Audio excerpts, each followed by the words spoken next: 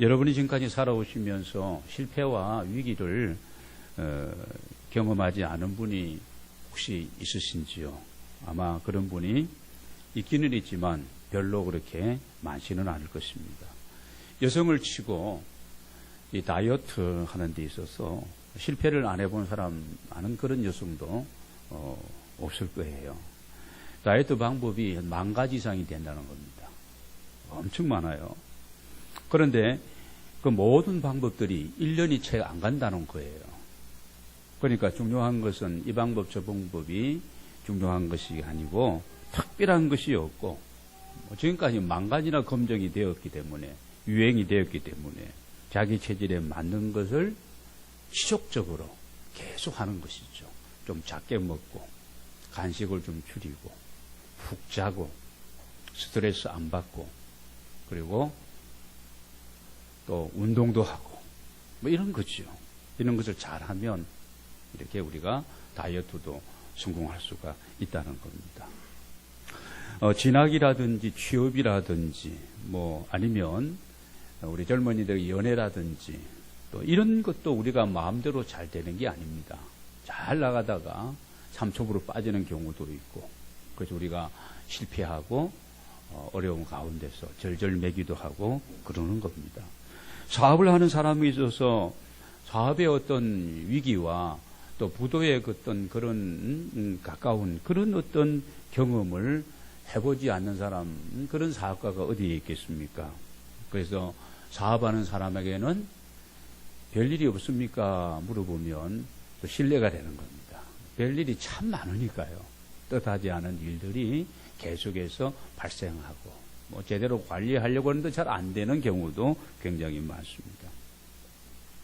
우리의 건강관리도 그렇습니다. 이것도 건강관리에 우리가 실패하고 건강의 어떤 위기에 이런 어떤 사인이 올 때도 있지 않습니까?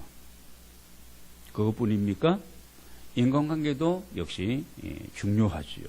이 인간관계 관리도 이것도 잘 되지 아니하면 관계의 위기가 찾아오게 되면요.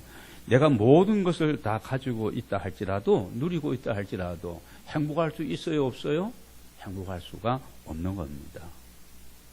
저는 이런 많은 위기와 실패의 이런 종류들 가운데도 가장 큰 중요한 위기는요. 영적 위기라고 생각을 합니다. 나의 영적 상태는 지금 어떠한가? 육신의 건강관리는 체계적으로 주기적으로 그렇게 하면서도 우리가 중요한 내 영성관리, 이 영적인 상태에 대해서는 영적으로 내가 건강한지에 대한 여부에 대해서는 무관심하는 경우가 우리에게 많이 있다는 것입니다. 나의 영혼은 안녕하십니까? 이렇게 한번 우리가 생각을 해봐야 됩니다. 자, 이런 실패와 위기의 순간에 이 위기를 어떻게 관리하느냐, 이 관리자의 지혜, 이게 이제 요구된다는 겁니다. 위기를 만나지 않은 인생도 별로 없고, 실패를 경험하지 않는 사람도 드문데, 이 실패와 위기 상황 속에서 여러 가지 다양한 종류 속에서 그 위기 가운데서 내가 어떻게 그 위기를 내가 관리하느냐는 이 지혜입니다. 유대인의 경험을 격언해 보면 가장 강한 사람은 누구라고 했습니까? 자기 자신을 이기는 사람이다. 가장 부유한 사람은 누구일까요? 현재 만족하고 감사하는 사람이다. 가장 행복한 사람은 누구일까요? 미소를 잃지 않고 살아가는 사람이다. 이렇게 된 사람 말고 그냥 휘쭉하잖아. 그냥 정상적인 사람인데도 미소를 잃지 않고 이렇게 살아가는 사람이 가장 행복한 사람이고, 가장 지혜로운 사람은 그럼 누굴까요? 모든 사람에게서 배우는 사람이 가장 지혜로운 사람이다. 참 유대인들이 그들의 경험 가운데 우리에게 많은 이런 도전을 주는 부분이 있는 것 같습니다. 여러분, 성공하는 사람은 지난 주일에도 성공이라는 주제를 가지고 같이 나누었는데요. 성공한 사람은 지혜로운 사람입니다.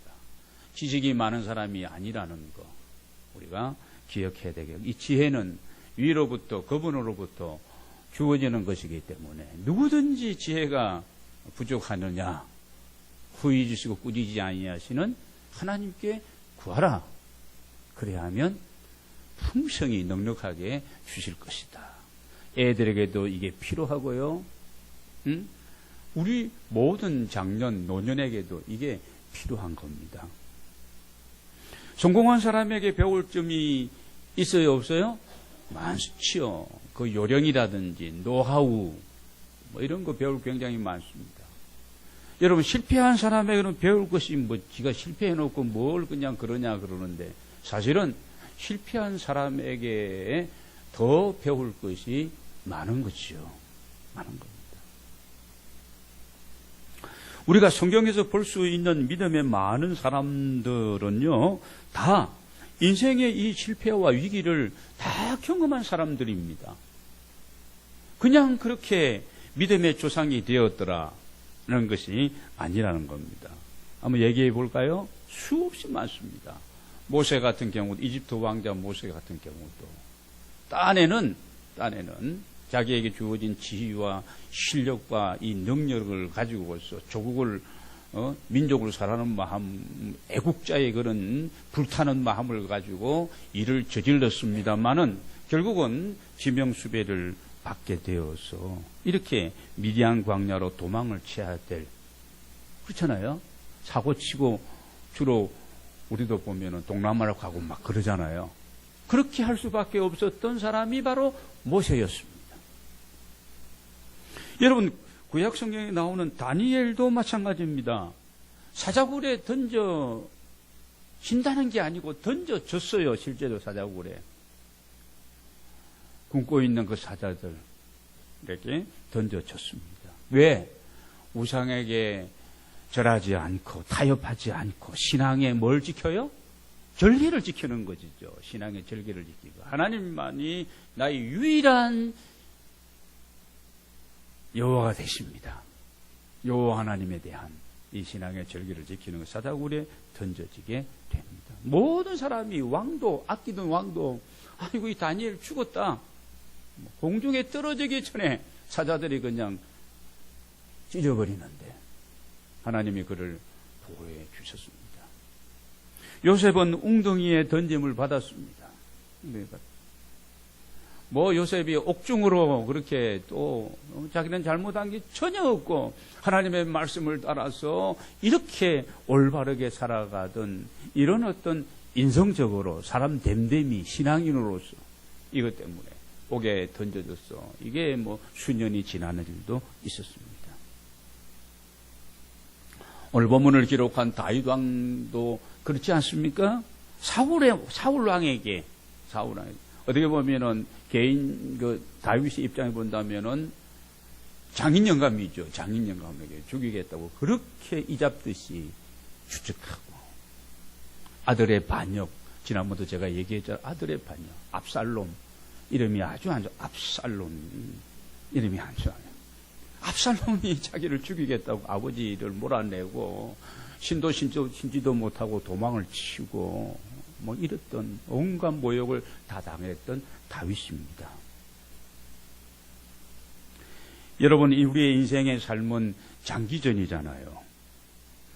여러분, 어떻게 보면 주님 우리를 부르시는 그날까지 계속해서 이 순례자의 삶을 우리가 살아가고 있는데, 여러분, 이런 위기를 순간순간 당하고 어려움을 겪는다고 하는 것은 이상할 것이 전혀 없는 겁니다.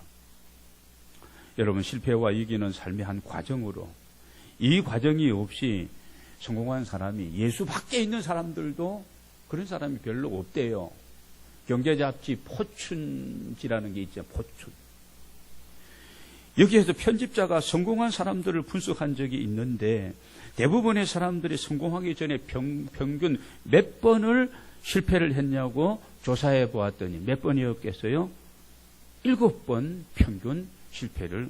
이 실패는 그냥 조그마한 위기가 아니고 완전히 그냥 거들나는 그런 어떤 일들이 있었다. 경영자들에게 하는 얘기입니다.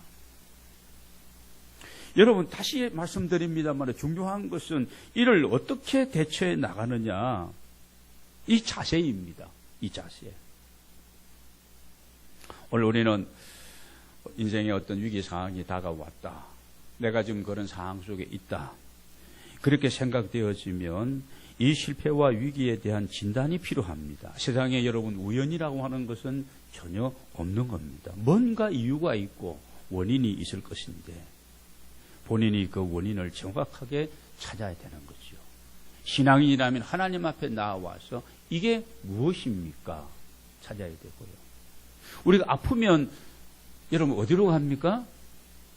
아프면 기도를 하든지 아니면 병원을 가든지 해야 되는 겁니다. 기도도 하면서 또 병원도 가고. 여러분 전문의에 가서 진단을 받고 그리고 이렇게 점검을 받아야 됩니다. 우리는 이 점에 있어서 또 한 가지 정리할 것은 우리 주변의 어떤 이런 인생의 위기와 이런 어려움을 안고 살아가는 사람들을 보면서 함부로 이렇게 저렇게 우리가 판단하고 이렇게 얘기해서는 안 된다는 겁니다. 왜냐? 위기와 실패를 가져오는 요인은 크게는 세 가지입니다. 세 가지에 대한 우리가 정리도 안 된 상태에서 그 상대가 지금 그 어려움을 당하고 있는 것이 내 주관적인 판단을 가지고 이것 때문이다 하고 정죄하고 비판하고 그렇게 해서는 안 된다는 거예요. 어떤 일이든지 그렇습니다. 보통 여러분 위기와 이 실패를 가져오는 원인은요, 우리의 준비가 부족했을 경우에 그럴 수 있습니다. 그럴 경우에는 실력을 갖추고 계속 준비해야 합니다. 사람들은 준비된 사람들을 잘 들으시기 바랍니다. 사람들은 준비된 사람들을 찾고 있습니다. 그러나 하나님은 다 준비된 사람을 찾으시는 하나님이 아니십니다. 무슨 말씀입니까? 하나님께서는 오늘 우리를 먼저 택하시고 부르셨어. 우리를 준비시키셔서 우리를 사용하시는 분이라는 말씀입니다. 우리의 믿음과 우리의 인격과 내 삶의 고난과 어려움과 이런 위기가 찾아올 때에는 하나님이 나를 사랑하시고 나를 필요로 하시고 나를 새롭게 하셔서 나를 쓰시기 위한 하나님의 부르심과 하나님의 계획이구나. 하나님이 이것을 통하지 아니하고는 내가 하나님 앞에 나아가고 하나님 앞에 무릎을 꿇을 수 없는 사람이기 때문에 하나님이 이 방법으로 다른 사람이 하는 방법이 아니라 이 방법으로 나를 이렇게 하시는구나. 예수님의 12 제자들 가운데도 보면은요, 그렇게 유능한 사람이 없었습니다. 그냥 평범한 사람들이었죠. 그들을 불러서 훈련시키시고 말씀으로 가르치시고 그리고 그 삶의 현장에, 사역의 현장에 계속 머물게 하시면서 제자로 만들어 가십니다. 예수님 같은 이 완전하신 하나님의 아들이신 그분도 12명 가운데 한 명은 어떻게 했어요? 어떻게 보면 실패한 거지요. 여러분 여기에서 중요한 그 하나님의 우리를 향한 부르심 앞에서 왜 그렇게 택하시고 나를 부르시는지, 그 방법으로 나를 찾고 계시는지, 나를 이 방법으로 훈련시키는지 우리는 잘 모르지만 중요한 것은 그런 하나님의 부르심 앞에서 내가 어떻게 반응하느냐는 거예요. 내가 어떻게 반응하느냐. 이게 관건입니다. 같은 가정에서 이렇게 살아갑니다. 아브라함은 최종적으로 복의 근원으로 세워지지만 조카 롯과 그의 아내, 그의 가족은요, 같은 가정에서 계속해서 이렇게 부름받고 움직이고 이렇게 살아갑니다만은 아쉽게도 그러지를 못했습니다. 소돔과 고모라의 심판에서 이들 가정이 자유할 수가 없었다는 겁니다. 그렇다면 여러분, 책임이 누구에게 있을까요? 하나님이 나를 택하시고 부르셨는데 왜 나를 자꾸 이렇게, 그 책임은 오늘 우리에게 전적으로 있다는 거예요. 우리는 꼭두각시가 아닙니다. 하나님의 형상대로 지음받은 자유의지가 있고 우리에게는 인격이 있고 이성이 있고 그렇지 않습니까? 우리는 영적인 존재예요. 모든 책임은 하나님께 있는 것이 아니라 하나님의 부르심은 동일한 일반적인 이런 우리의 부르심이 있는데 그 부르심에 대해서 우리가 어떻게 반응하느냐, 이게 중요하다는 말씀입니다. 준비가 안 될 경우에도 우리가 이런 실패와 위기를 맞을 수도 있습니다. 자, 두 번째는요, 이런 가져오는 요인 가운데 두 번째는 하나님이 우리를 연단하실 때에 아무 다른 이유 붙일 필요가 없는 거예요. 그분이 우리를 아까 얘기한 것처럼 부르시고 택하신 그분이 우리를 지금 연단을 시키는 그 과정 속에서 우리를 지금 다듬으시는 거예요. 이스라엘 민족으로 말한다면 이집트에서 400년 동안 노예 생활하면서 이렇게 노예 생활에 여러분 감사가 많을까요? 기쁨이 많을까요? 먹는 건 넉넉하면 노예들은 흡족합니다. 그러나 그것도 부족하면 감사 없는 거죠. 노예 건성에 찌들어 있던 그 히브리 민족을 하나님께서 거룩한 민족, 하나님의 나라 백성, 하나님의 군대로 삼으시기 위해서, 약속한 그 땅을 하나님이 주시기 위해서 광야라고 하는 이 연단, 이런 어떤 그런 과정을 겪게 하신 겁니다. 연단이라는 것은 하나님이 나를 다듬는 것을 말하는 거예요. 하나님 우리 각자를 향한 하나님이 정해놓으신 목적이 있는 줄로 믿습니다. 믿으시면 아멘 하시기 바랍니다. 하나님이 우리의 평생을 통해서 그 목적에 접한 사람이 될 수 있도록 지금 나를 다듬어가고 계시다. 우리 중에 누가 나는 다 다듬어졌다, 100% 준비되어졌다, 나는 완전한 하나님의 사람으로서 부족함이 없는 이런 사람이다 라고 말할 수 있는 사람은 아무도 우리 가운데 없는 겁니다. 이 목적을 이루어가는 과정을 뭐라고요? 연단이라고 그렇게 표현합니다. 내가 실수를 해놓고 하나님의 연단이라고 생각하는 우를 우리가 범해서는 아니라는 겁니다. 하나님은 연단을 통해서 우리의 인격과 신앙을 테스트하시고, 때문에 우리는 이 연단의 과정은 인내함으로써 통과해야 되는 거예요. 하나님이 사용했던 믿음의 사람들은 이런 과정을 겪고 훈련하심으로 준비식을 썼었던 것을 우리가 보게 되어집니다. 마지막 세 번째, 위기와 실패를 가져오는 경우, 죄에 대한 욕심에 대한 것 때문에 그럴 수도 있는 겁니다. 인간의 욕심 때문에 위기를 가져오는 경우가 굉장히 많습니다. 이건 역사가 우리에게 거울로 보여주고 있는 겁니다. 그때는 내 욕심을 내려놓는 거예요. 비우는 겁니다. 내가 또 교만했다면 그 교만을, 하나님 편에서 볼 때는 별게 아닌데, 또길 개길인데, 그렇잖아요. 그런데 내가 굉장히 잘나고 어떻게 대단한 것처럼 생각하는 이런 부분들, 교만이죠. 이런 부분들을 내가 회개하고 거기에서 내가 돌아서는 겁니다. 회개는 뉘우치는 것만이 아닙니다. 뉘우치면 우리가 다 뉘우쳐요. 그렇지 않습니까?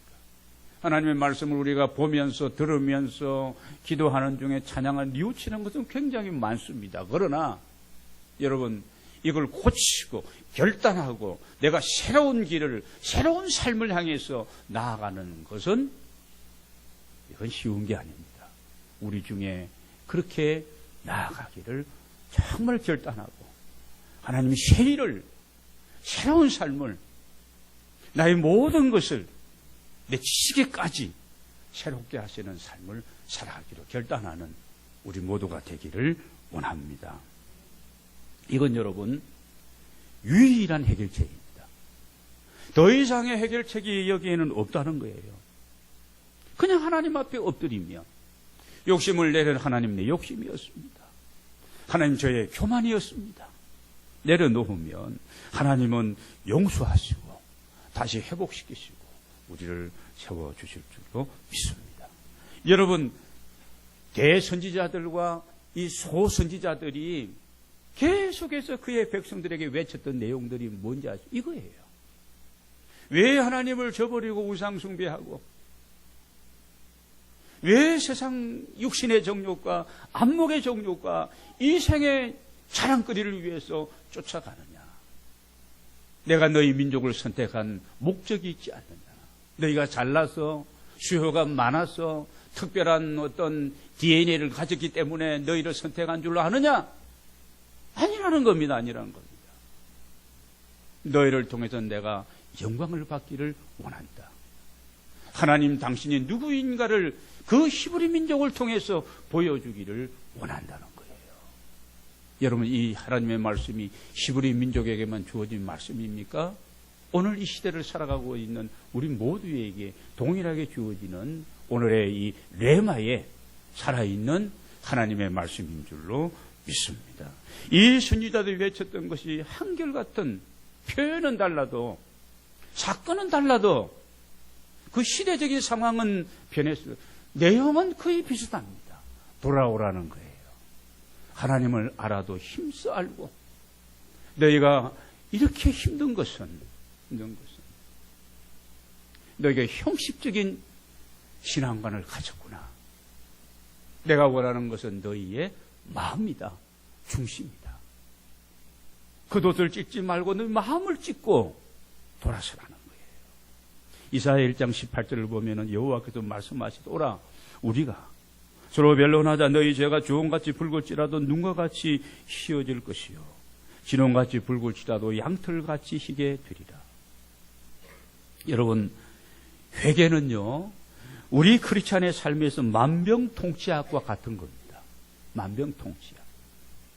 하나님께 우리의 귀를 열고 그분의 음성을 듣는 것부터 시작이 되어지는 겁니다. 이 은혜가 여러분에게 함께 하시기를 주의 이름으로 축복합니다. 그러면 우리가 이런 위기를, 우리의 인생을 여러분 더 극복할 수 있는 방법, 포기하지 않는 겁니다. 여러분, 신앙생활 하다가 포기하고 있는 사람들이 엄청 많아요. 이 위례 새로운 신도시 지역에도 이사를 오면 교회를 안 다니는 거예요. 저쪽에서는 다녔는데 지금 여러분, 이게 심각한 상황입니다. 이게 포기하는 거예요. 포기하는 거. 중도에 포기하지 말라는 거. 이게 여러분, 위기는 또 다른 기회라고 우리가 얘기하는데, 이런 포기하는 자에게 무슨 또 다른 기회가 어떻게 주어질 수가 있겠습니까? 욥은 욥기 23장 10절에서 한번 같이 읽겠습니다. 시작. 그러나 내가 가는 길을 그가 아시나니 그가 나를 단련하신 후에는 내가 순금같이 되어 나오리라. 지금은 몰라. 이 연단과 이 시련과 이 위기와 이 실패의 상황은 모르지만 내가 아는 것은 그가 나를 아시고 나를 단련하신 후에 내가 정금 같고 순금 같은 믿음의 사람이 되어서 그렇게 하나님 앞에 다시 서게 되리라. 여러분, 이 실패와 위기는 우리를 더 강하게 하고 하나님의 사람으로 영적인 야성을 키워주는 이런 하나의 좋은 또 약이 될 수도 있다는 겁니다. 낙심하고 우리가 저항하고 이런 모든 부분들 우리가 하지 말고 우리가 하나님 안에서 이 모든 부분도 우리가 이겨나가야 할 줄로 믿습니다. 어려움을 당했을 때 이 포기하고 이 낙심하는 것이 이게 문제입니다. 이 낙심과 이 포기는 누가 가져다 주는 거예요? 마귀가 가져다 주는 겁니다. 성령께서는 하나님이 살아계신다.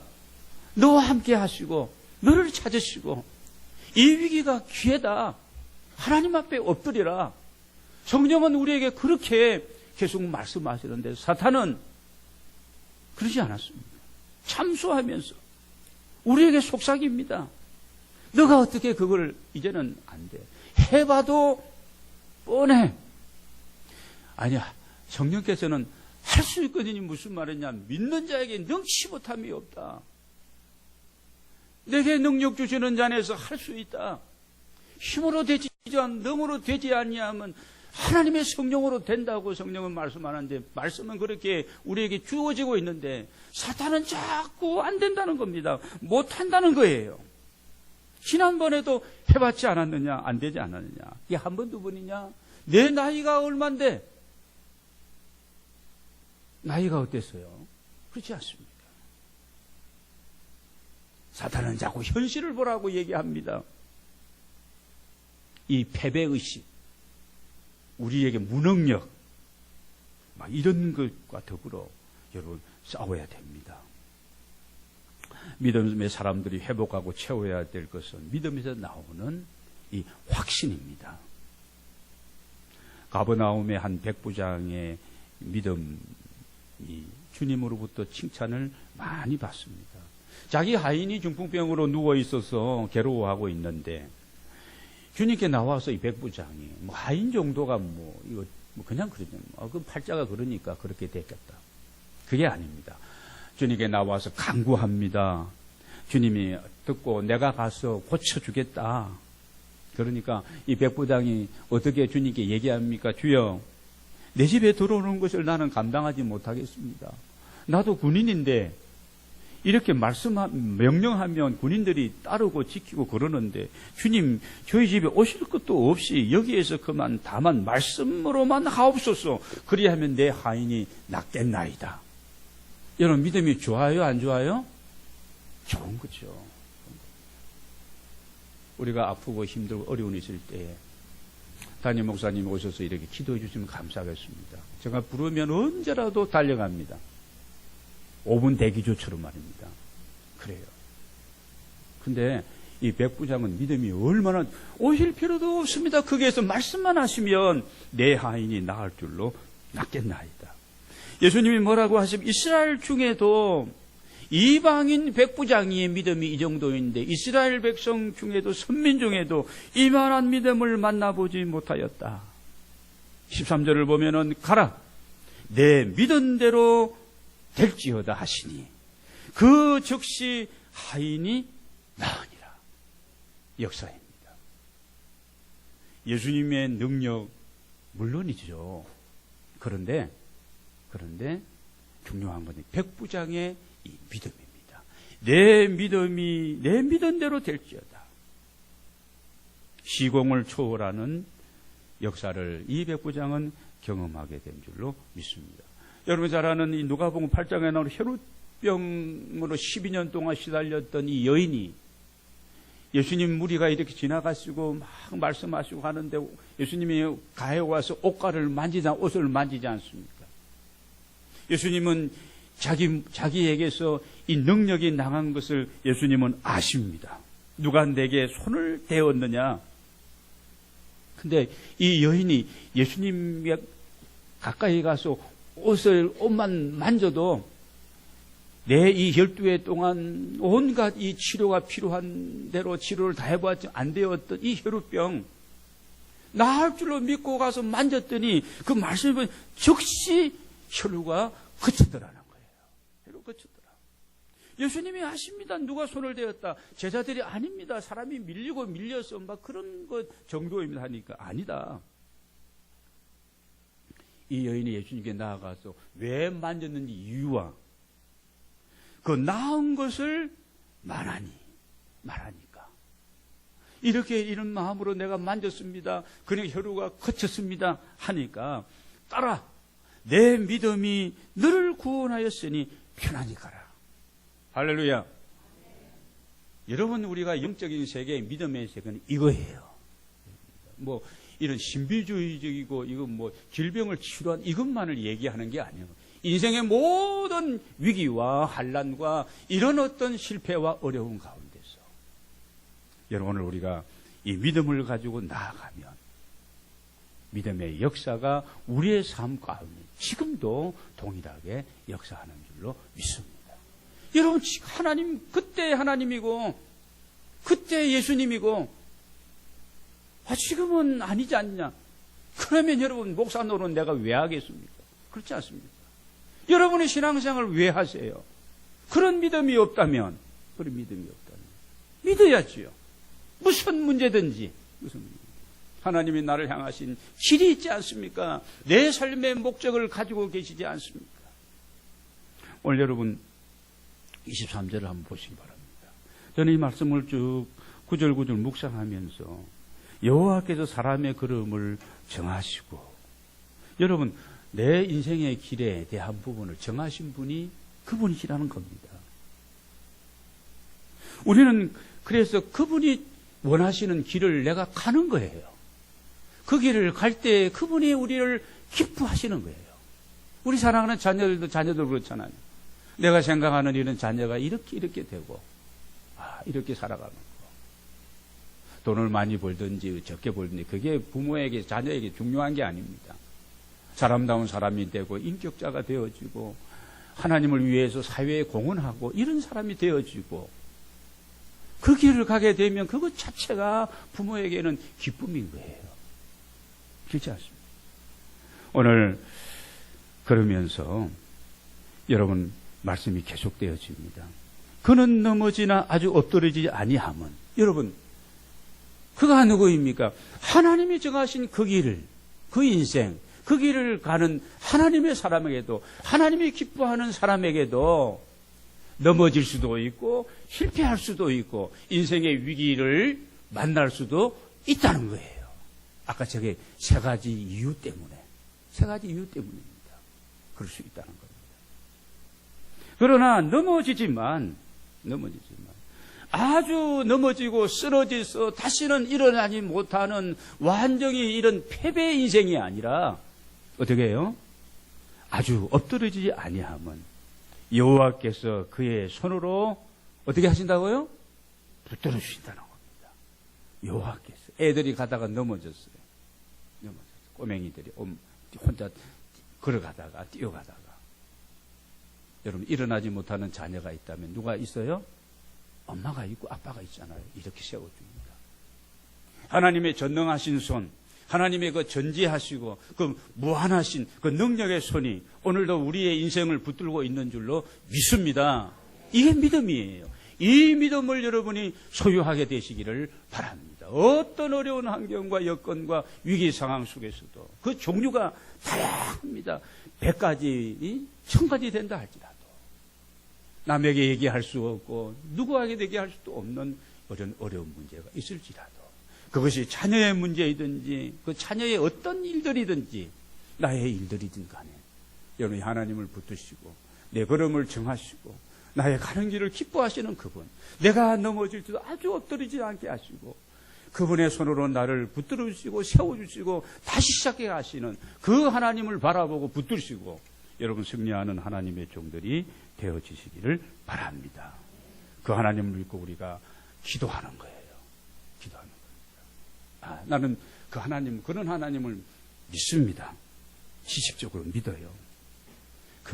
그게요, 그거로 끝나는 게 아닙니다. 내가 지식적으로 믿는 하나님은, 믿음의 사람은 하나님 앞에 엎드려 뭐해요? 기도하는 거예요. 예수님도 기도했는데 그렇지 않습니까? 우리는 이 기도하는 이걸 그냥 약하게 그냥 대충 그렇게 우리가 생각하는 것 같습니다. 그런 거 아닙니다. 왜 하나님 앞에 엎드리고 하나님 지혜를 주십시오. 하나님 지혜를 주십시오. 하나님, 이거 하나님 앞에서 내게 원인이 무엇입니까? 기도하면서 하나님이 한번 손대시고 여러분 하나님이 포기하지 아니오 하나님이 그걸 이루어 가시면 하나님이 하시는 일은 간단히 처리된다는 사실을 기억하시기를 바랍니다. 지난 금요일 밤 기도회에도 많은 분들이 나오셔서 기도해 주셨는데 평상시에 안 나오셨던 분들이 한 5분 정도가 나와가지고 상당히 저는 고무야. 한 분만 나와도 5분이 나왔었어. 하나님 참 놀라운 아름다운 징조를 우리에게 보여주고 있구나. 계속 나오실 줄로 믿습니다. 5분 누구인지. 그래요. 5분만이 아닙니다. 여러분 혼자 끙끙대고 집에서 고민하고 우울해하고 힘들어하고 낙심하고 어쩔 줄 모르고 그러지 마시기 바랍니다. 나와서 하나님 앞에 부르짖고 성령님의 도움을 구하고 하나님이 우리를 붙들어 주시고 역사하심을 간구하게 되시기를 바랍니다. 일을 시작하기 전에 기도하시고, 일이 잘 되면 더 기도하시고, 일이 잘 되면 기도 안 해요. 왜 무슨 배짱이 있는지 모르겠어요. 똥배짱입니다. 그러지 마시고 잘 될수록 기도하시고, 감사한 일 많을수록 더 엎드리시고, 나를 위해서 기도할 게 별로 없다 싶으면 여러분 믿음의 식구들 위해서 기도하고, 이 위례 신도시 20개 교회들이 같이 동반 성장하고, 이 지역에 잃어버린 영혼들, 잠든 영혼들, 병든 영혼들, 죽은 영혼들 살리고 깨우고 고치고, 이를 위해서 기도해 보세요.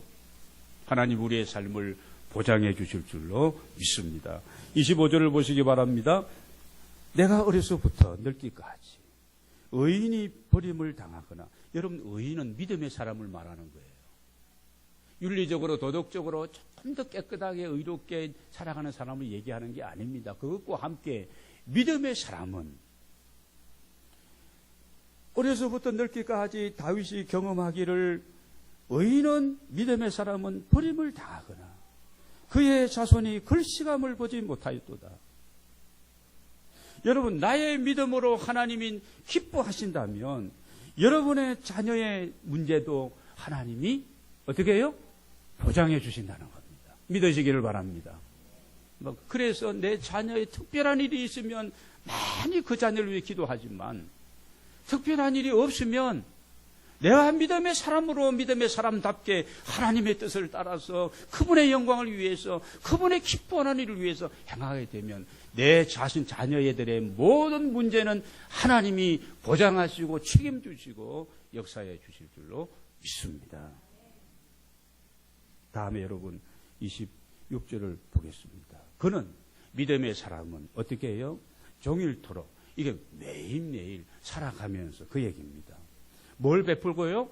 은혜를 베풀고, 내가 은혜 안에 사는 사람이기 때문에 내가 은혜를 베풀고, 그렇지, 내가 주님께로부터 많은 것을 받았기 때문에 내가 주님의 일에, 복음 전하는 일에, 선교 사역에 내가 헌신되어지고, 이렇게 되어지고, 원리가 그렇게 되는 겁니다.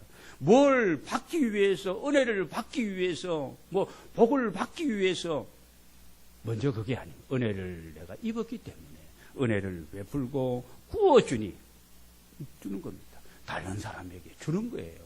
오리를 가야면 십리를 가고, 겉옷을 다른 사람에게 속옷도 주고, 이렇게 베푸는 겁니다. 구워주니. 그 다음에 보세요. 그의 자손이 어떻게 해요? 복을 받는도다. 베풀고 나누고 섬기니까 그의 자손이 복을 받는도다. 마지막, 악에서 떠나 선을 행하라. 악은 떠나고, 이거는 소극적인 면이에요. 그리고 선을 행하는 것은 적극적인 명령입니다. 행하라. 그래야 하면 영원히 살리니. 마지막 28절을 같이 읽겠습니다. 시작. 여호와께서 정의를 사랑하시고 그의 성도를 버리지 아니하시리로다. 그들은 영원히 보호를 받으나 악인의 자손은 끊어지리로다. 아멘.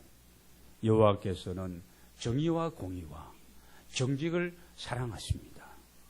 그의 성도들을 어떻게 한다고요? 버리지 아니하시니. 위기를 만나도 위기 가운데 우리를 내버리지 아니하시고 다시 새로운 기회를 주시고 하나님과 함께 그 역사를, 그 아름다운 일들을 이루어가는 일에 저희를 모두를 사용해 주실 줄로 믿습니다.